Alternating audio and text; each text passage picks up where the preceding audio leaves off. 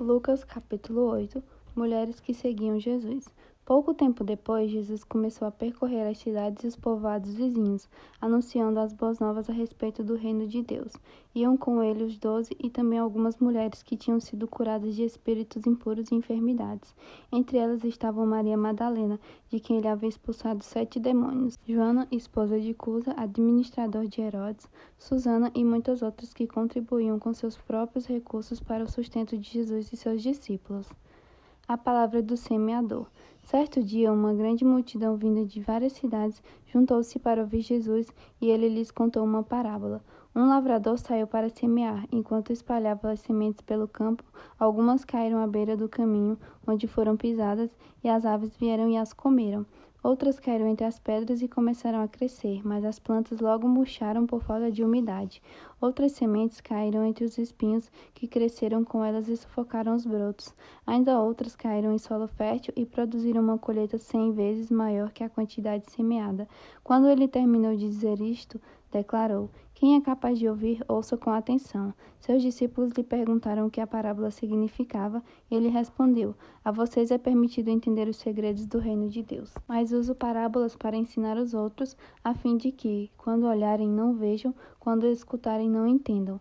Este é o significado da parábola. As sementes são a palavra de Deus. As sementes que caíram à beira do caminho representam os que ouvem a mensagem, mas o diabo vem e a arranca do coração deles e os impede de crer e ser salvos.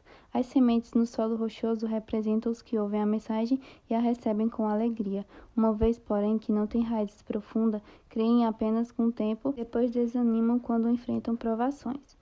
As que caíram entre os espinhos representam outros que ouvem a mensagem, mas logo ela é sufocada pelas preocupações, riquezas e prazeres desta vida, de modo que nunca amadurecem. E as que caíram em solo fértil representam os que, com coração bom e receptivo, ouvem a mensagem, a aceitam e com paciência produzem uma grande colheita. A parábola da lâmpada. Não faz sentido acender uma lâmpada e depois cobri-la com uma vasilha ou escondê-la debaixo da cama.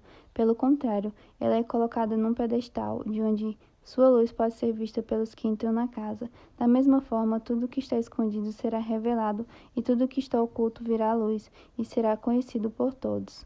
Portanto, ouçam com atenção, pois ao que tem mais lhe será dado, mas o que não tem, até o que pensa ter, lhe será tomado.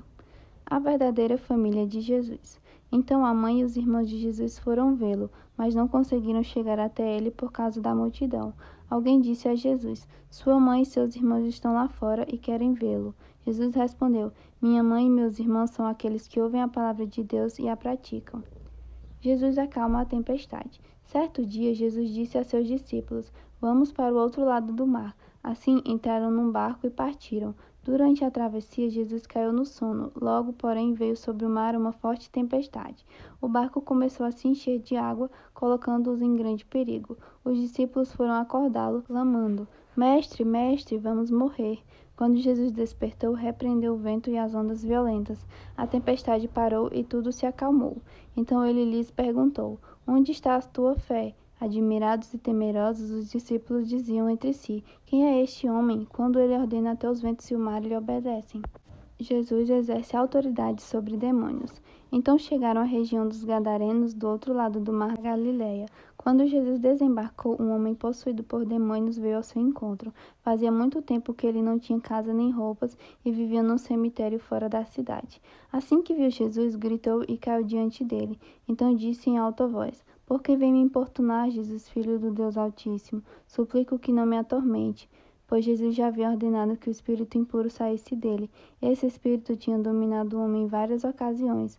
Mesmo quando era colocado sob guarda, com os pés e as mãos acorrentados, ele quebrava as correntes e, sob o controle do demônio, corria para o deserto. Jesus lhe perguntou: "Qual é o seu nome?" "Legião", respondeu ele, pois havia muitos demônios dentro do homem, e imploravam que Jesus não os mandasse para o abismo.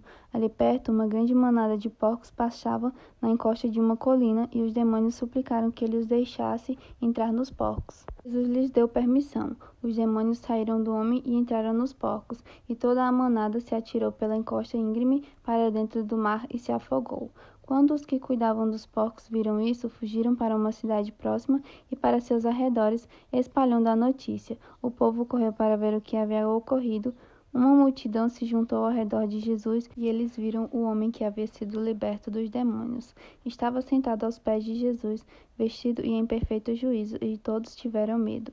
Os que presenciaram os acontecimentos contaram aos demais como o homem possuído por demônios tinha sido curado. Todo o povo da região dos Gadarenos suplicou que Jesus fosse embora, pois ficaram muito assustados. Então ele voltou ao barco e partiu. O homem que tinha sido liberto dos demônios suplicou para ir com ele, mas Jesus o mandou para casa, dizendo: Volte para sua família e conte a eles tudo o que Deus fez por você. E o homem foi pela cidade inteira anunciando tudo o que Jesus tinha feito por ele. Jesus cura em resposta à fé. Do outro lado do mar, as multidões receberam Jesus com alegria, pois o estavam esperando. Então um homem chamado Jairo, um dos líderes da sinagoga local, veio e se prostrou aos pés de Jesus, suplicando que ele fosse à sua casa. Sua única filha, de cerca de 12 anos, estava à beira da morte. Jesus o acompanhou, cercado pela multidão. Uma mulher no meio do povo sofria havia 12 anos de uma hemorragia, sem encontrar cura. Ela se aproximou por trás de Jesus e tocou na borda de seu manto. No mesmo instante, a hemorragia parou. Quem tocou em mim? Perguntou Jesus. Todos negaram e Pedro disse: Mestre, a multidão toda se aperta em volta do Senhor. Jesus, no entanto, disse: Alguém certamente tocou em mim, pois senti que de mim saiu poder. Quando a mulher percebeu que não poderia permanecer despercebida, começou a tremer e caiu de joelhos diante dele. Todos a ouviram explicar por que havia tocado nele e como havia sido curada de imediato. Então ele disse: Filha, sua fé a curou, vá em paz. Enquanto Jesus ainda falava com a mulher, chegou um mensageiro da casa de Jairo, o líder da sinagoga, a quem disse: Sua filha morreu, não incomode mais o mestre. Ao ouvir isso, Jesus disse a Jairo: Não tenha medo, apenas creia, e ela será curada. Quando chegaram à casa de Jairo, Jesus não deixou que ninguém o acompanhasse, exceto Pedro, João, Tiago e o pai e a mãe da menina. A casa estava cheia de gente chorando e se lamentando, mas ele disse: Parem de chorar, ela não está morta, está apenas dormindo. A multidão riu dele, pois todos sabiam que ela havia morrido. Então Jesus a tomou pela mão e disse em alta voz: Menina, levante-se. Naquele momento ela voltou à vida e levantou-se de imediato. Então Jesus ordenou que dessem alguma coisa para ela comer. Os pais dela ficaram maravilhados, mas Jesus insistiu que não contassem a ninguém o que havia acontecido.